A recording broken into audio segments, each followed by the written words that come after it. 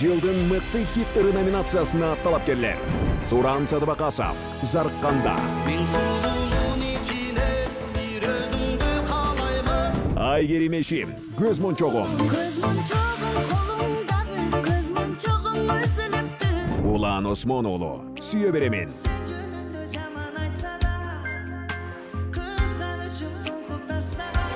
Алпаручылар Урмат Борченов, Назира Айтбекова, Актан Рыскелдиев, Мыктыбек Мукаев.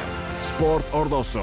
18 декабрь. Кыргыз эстрадасынын каймактары бир сахнада.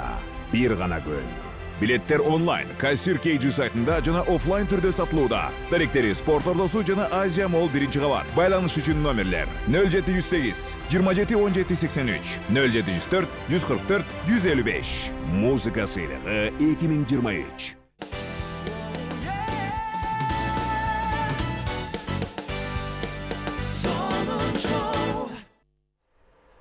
Жылдын мыкты хитры номинациясынын дагы бир талапкери бүгүн бизде конокто. Жаңа эле Көз мончогум деп ырдап өткөн Татынакай алтын кыз конокто. Кол чабар болсун. Мыкы. Өзүнө чап койду. Айгерим Эшим, саламатсызбы? Саламатсыңарбы? Кандайсыңар? Жакшы. Жакшы келдиңер. Сон. Каш келипсиз. Кош келдиң. Мен сизди YouTube'дан көргөм. 28 миллион жолу деп коесузбу? 27 миллионду кыргызстандыктар көрдү. Келиңиз, учурашып алыңыз. Саламатсыздарбы, урматтуу телекөрүүчүлөр, барыңыздарга менден жалындуу ысык салам. Салам достор, апа, ата кандайсыз дегенде эле учураштыңыз. Жакшы. Айгерим быйыл чындыгында YouTube'да дүң болуп ататырыңыз. Бум болуп атат. Бомба таштаганда эле катуу. Өзүңүз айтып өттүңүз 28 миллион көрүү топтоп коюптур деп. Мен жаңы чыгакканда 8 миллион кезинде көргөм. 8 миллион. Анан бир жуманын ичинде эле 10 миллион болуп кетти. Айтор бат-баттан көбөйө берди да. Анан ошондо эле байкап койгом, чындыгында татыктуу экен деп. Индустарга жагып аткан турбайбы? Ошолор эле просмотр көбөйүп аткан турбайбы деп койсун. Жакшы, оригиналынан дагы ашып кетти деп уктук. Мынасыга ушунчалык болуп кетет деп күттүңүз беле негизи? Жок. Бул сизге ким сунуштап калды? Кантип, эмне болуп? Эми албетте бул жөнүндө көптөгөн эфирлерде барып, элдин баарын айткансыз, түшүндүргөнсүз, ушундай болгон, мындай болгон, бирок таржымалын мыкы билбейт. Ошого айтып коңуз. Эми алган өзүм эле бул ырды аябай угуп жактырып анан кийин мен негизи ошо бирөөнүн ырын ырдай беришет го. Кээ бир ырчылар бар да, постоянно эле ошо бирөөнүн ырын ырдай берет, казактардын ырын ырдай берет. Көнө болгондо, анан мен ошол нерсеге жакын эмес болчумун. Ал нерсени колдочу эмесмин. Жакында эле жукту бул ора. Жакында эле жукту да кой.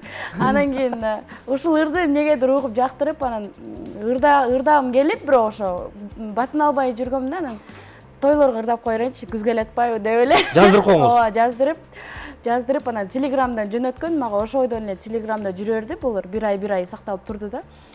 Анан ошо жакын досторум угуп эле, ошолордун мени түрткүлөп атышып, ошолор чыгартты десем да болот.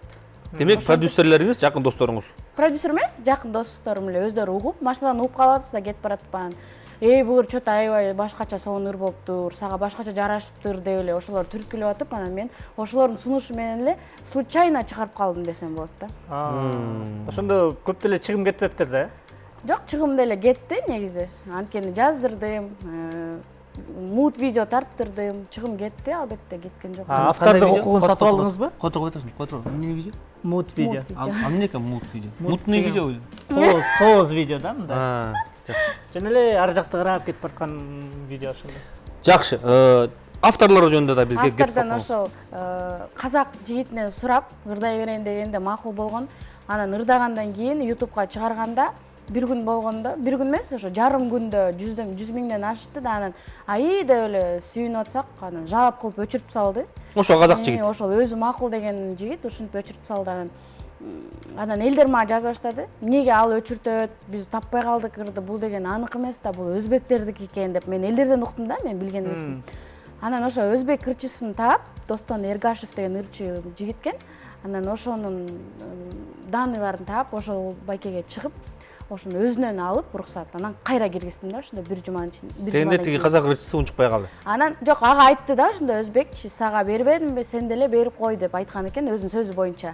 Ал өзбек аябай жактырып, мактап, ушинтип жакшы сөздөрдү айткан да. Ошентип анан кайра киргизип калгам. Ака, бизди көрүп атсаңыз, көп рахмат. Как я? Бар болуңуз. Жакшы. Наамды утуп калсаңыз кандай майрамдайсыз? Утулуп калсаңыз кандай майрамдайсыз? Утсам аябай сүйүнөм. Анткени жакшы да бул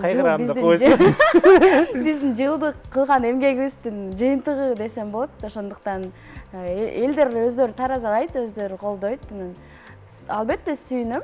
Ал эми утулсам болсо, ичимен кичине кайгырсам керек эми, анткени кайгырсам керек, бирок сыртыман билгизбегенге аракет кылам. Негизи эмоционалдуусузбу ушундай нерселерге, мындай жеңиштерди же кандайдыр туура эмес сыноолорго кандай кабыл аласыз? Андай деле эмоционал эмесмин. То есть мындай элге көргөзбөйм да, аракет кылам көргөзбөйм. Үйгө барып, бирок аркадан ыйлашым мүмкүн, жакындарыма чалып алып, же болбосо ушундай убакыт менде болгон да, жакында эң жакын адамдарыман чыгарам да, мындайча айтканда, эмоциямды. Эң жакын сырдашкан адамыңыз ким азыр? Жаргат так атасың, бак кызды эжин. Азыр түртүгөн бир аз калды. Мамам, папам, бир туугандарым, эң жакын сырдашкан адамдарым. Жакшы. Жакшы. Атаандаштар жөнүндө оюңуз. Суран аттуу жигит бар экен, албетте Улан аттуу жигит бар, эки жигиттин ортосундасыз. Атаандаштар боюнча Суран байкени аябай, Суран Садбакасты талантын аябай баалайм мен чындыгында.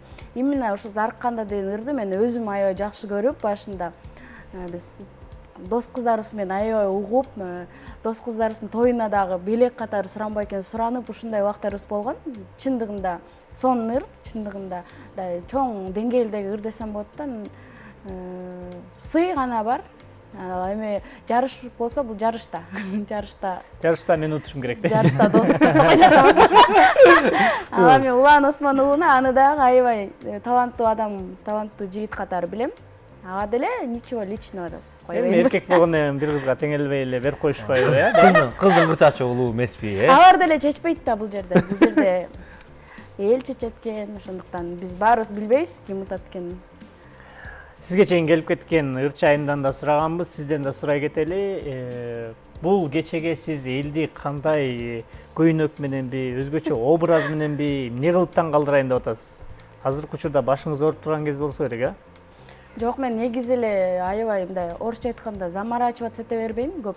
Мындай аябай баш от менен кирип ушунча айткойм, бирок кыргызча айтканда көп баш оорута бербейм. Ооба, ошон үчүн укмуш деле таң калтырам деп аябай көп чоң сүйлөй бербейм, бирок албетте колуман келишинче жакшы даярданып чыкканга аракет кылам. Жантан бери сен ушинтип сурап атабыз. Сен кантип таң калтырасың эле ошондо? Кандай кийип келесиң ошол күнү? Мен могу футболканын ордуна башка футболка кийсемби деп атам, кандай болот ошондо? Болду, башка бүт бар ошобойдон калат. Жок, биз эшикте болобуз да, кар жаатса, курткача эле ичибизде эмне кийгениңиз көрүнбөйт. Жакшы. Эми ийгилик каалайлы. Ийгилик каалайлы.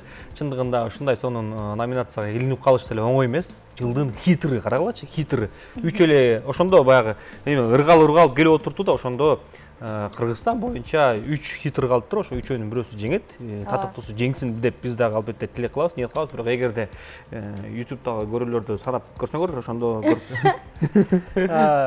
Жантан бери эле тигил жакта карап атасыз. Комплимент десеңиз? Комплимент. Сизге 2 билет.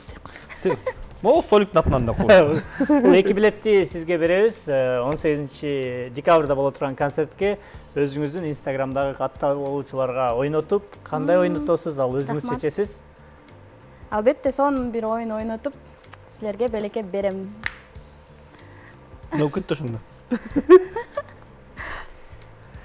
Буга чейин дагы 6 билет бериптирбиз. Аларды эмне ойнотпой атасыз деп бизге бияктан айтып атышат. Ойнотойн деп аткам бүгүн буюрса. Бүгүн эртең ойнотуп коем. Обязательно сөз берем. 6 билет. Ооба, анткени саталган жокмун.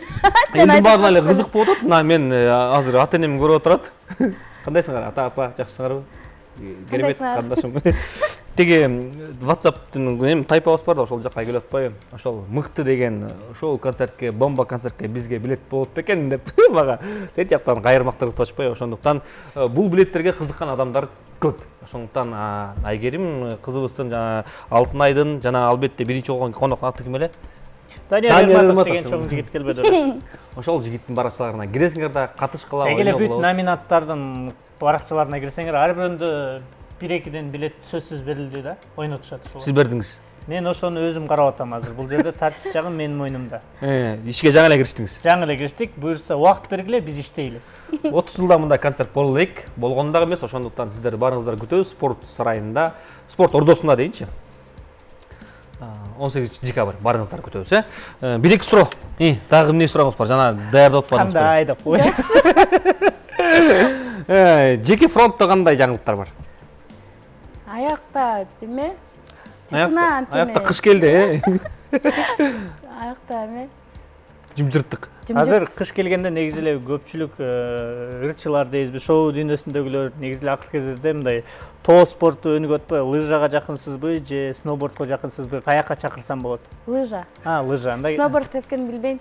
18ден кийин утсаңыз анда кеттик, каракылга. Утсам только. Утулсаңыз анда зарыкканда деген. Сурандай экөөбүз кетебиз. Жок, зарыкканда деген ырды коебуз, анан отуруп алып ыйлайбыз.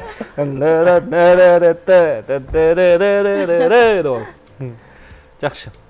Быйыл тойлордун ханышасы болдуңуз окшойт. Анткени мен байкап турдум, көрүп турдум. Деги эле мен көп эле ырчы досторуман угуп калгам. Багы убагында катуу чыккан ырлар. Мен ушул ыр менен бир батарея алдым. Мен ушул ыр менен машина алмаштырдым. Мен ушул ыр менен карьерамды бүтүрдүм дегендер бар. Дегендер да бар. Ошондуктан быйыл ушул көзмончок сиз үчүн берекелүү болду окшойт. Ооба, Кудайга шүгүр. Аябай берекелүү болду. Эң көп дегенде бир күндө канча тойго барып аттыңыз? Рекорд. 7. 7.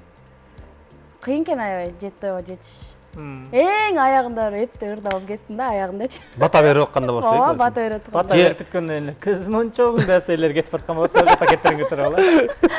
Карындаш. Ошондой болду, ошондой күндөр болду. Көзмончокко чейин чакыруулар кандай эле? Көзмончокко чейин деле Кудайга шүгүр, ага чейин менин ырларым негизи мындай ордорду менен акырдан өсүп келди да. Ушуга чейин мен ошого да шүгүр кылам, анткени туруп эле фук деп чыгып кеткен жокмун, же болбосо иши кылса, мисалы бир ырым чыкты, жакшыраак болот. Экинчиси чыкса андан жакшыраак болуп, ушинтип келдим да, чындыгында. Ошон үчүн бардыгы өз ордорду менен сонун эле болуп келе аткан. Көп чиңге тийбегиле мага деп койду. Жок. Жакшы, сизге эркин микрофон берели, ошол көрөрмандарга бир сыйра салам айтып, анан ошолорду чакыра кетиңиз биздин концертке, анан өзүңүздүн балким жеке кабыл тилектериңиз бар жаңы жыл алдында.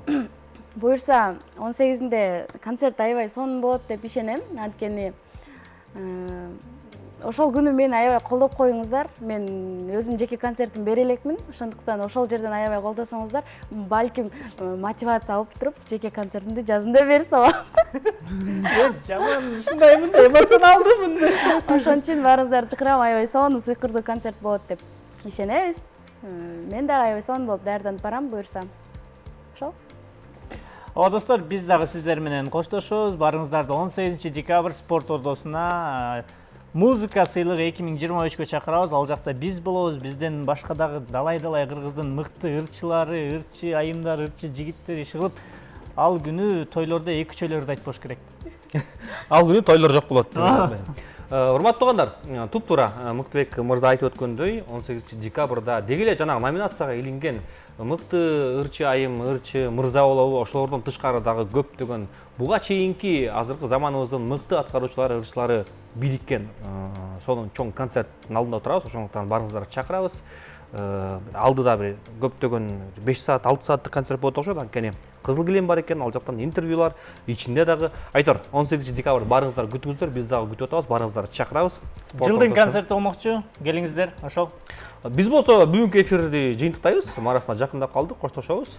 Бүттү ушу менен келбейбиз, башында айтып өтпөдүк белек. Бүгүн ошол эксклюзив музыка сыйлыгы 2023 ошол сыйлыкты утурлай бүгүн Мыктыбек Мукаев, Актан Рыскелдиев кызматта болдук. Жакса айтып койгула, бизди дагы чакырсын, жакпаса анда берки алып баруучулар келсин. Жакпаса биз шок факты алып барып жүрөр эле. Чоң рахмат.